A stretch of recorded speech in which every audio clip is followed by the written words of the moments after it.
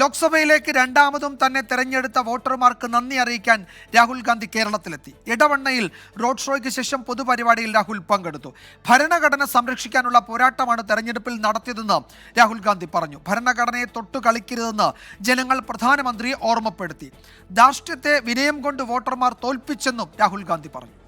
And the fight in this election was about the constitution. And the people of Kerala,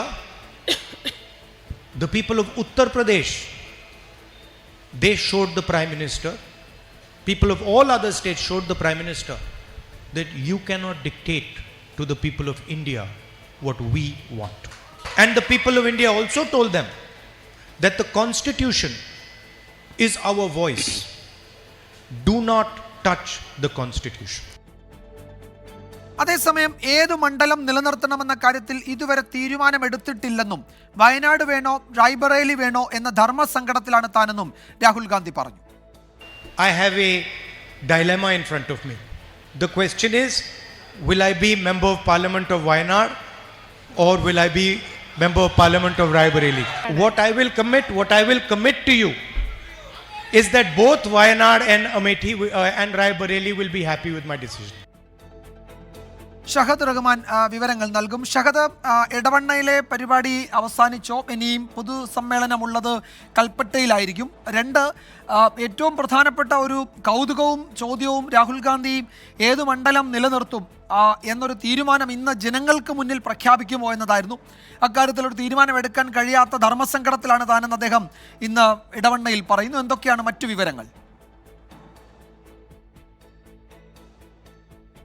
അത് തന്നെയാണ് വിജയകുമാർ പ്രധാനപ്പെട്ട കാര്യം. കാരണം നമ്മൾ ഏവരും ആകാംക്ഷയോടെ ഉറ്റുനോക്കിയത് ഇന്ന് എന്തെങ്കിലും ഒരു തീരുമാനം എടുക്കുമോ, അല്ലെങ്കിൽ ആ തീരുമാനം ഇന്ന് തൻ്റെ പ്രിയ വോട്ടർമാരോട് പറയുമോ എന്നുള്ളതായിരുന്നു.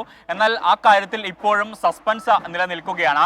ഇടവണ്ണയിലെ പരിപാടി കഴിഞ്ഞു, അദ്ദേഹം ഇപ്പോൾ വയനാട്ടിലേക്ക് തിരിച്ചിട്ടുണ്ട്.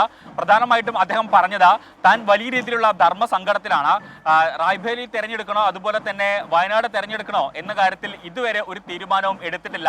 താൻ എന്ത് തീരുമാനമാണ് എടുക്കേണ്ടതെന്ന് ഇവിടെ കൂടിയിരിക്കുന്ന ജനങ്ങളോട് അദ്ദേഹം ചോദിക്കുകയായിരുന്നു. ആ ഘട്ടത്തിൽ സദസ്സിൽ നിന്ന്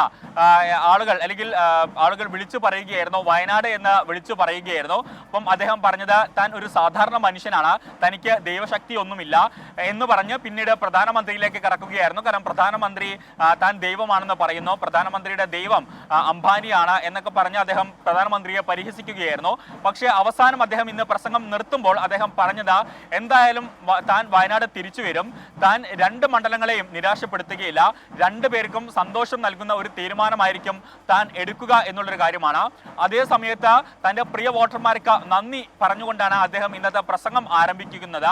അതിൽ എടുത്തു പറയേണ്ടത്, അതായത് തനിക്ക് വേണ്ടി വോട്ട് ചെയ്ത UDF-ന്റെയും അതുപോലെ തന്നെ LDF-ന്റെയും പ്രവർത്തകർക്ക് നന്ദി എന്ന് പറഞ്ഞുകൊണ്ടാണ് അദ്ദേഹം പ്രസംഗം ആരംഭിക്കുന്നത്.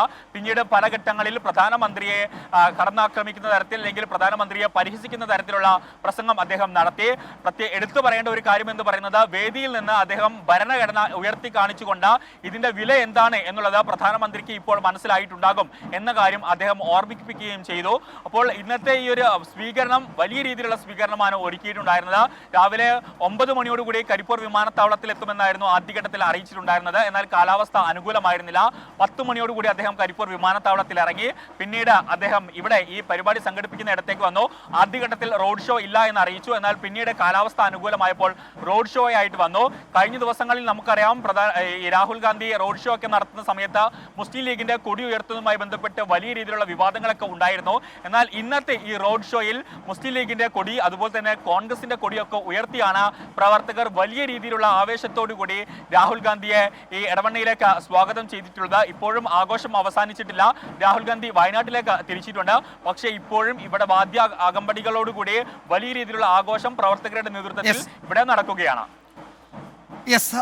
വയനാടാണോ റായ്ബറേലിയാണോ എന്ന തീരുമാനം എടുത്തിട്ടില്ല. അതൊരു ധർമ്മസങ്കടമാണ്. പക്ഷേ രണ്ട് മണ്ഡലങ്ങളെയും സന്തോഷിപ്പിച്ചുകൊണ്ടുള്ള തീരുമാനമായിരിക്കും എടുക്കുക എന്ന് ജനങ്ങൾക്ക് മുൻപാകെ ഇന്ന് രാഹുൽ ഗാന്ധി പറഞ്ഞു. വീണ്ടും വയനാട്ടിലേക്ക് വരും എന്നുകൂടി അദ്ദേഹം അറിയിച്ചിട്ടുണ്ട്. കൽപ്പറ്റയിലേക്കാണ് അദ്ദേഹം മടങ്ങുന്നത്. അവിടെ പൊതുസമ്മേളനമുണ്ട്. വലിയ ആഘോഷത്തോടെയാണ് രാഹുൽ ഗാന്ധിയെ പ്രവർത്തകർ ഇടവണ്ണയിൽ സ്വീകരിച്ചത്. ഷഹദ് റഹ്മാനാണ് വിശദാംശങ്ങൾ നൽകിയത്.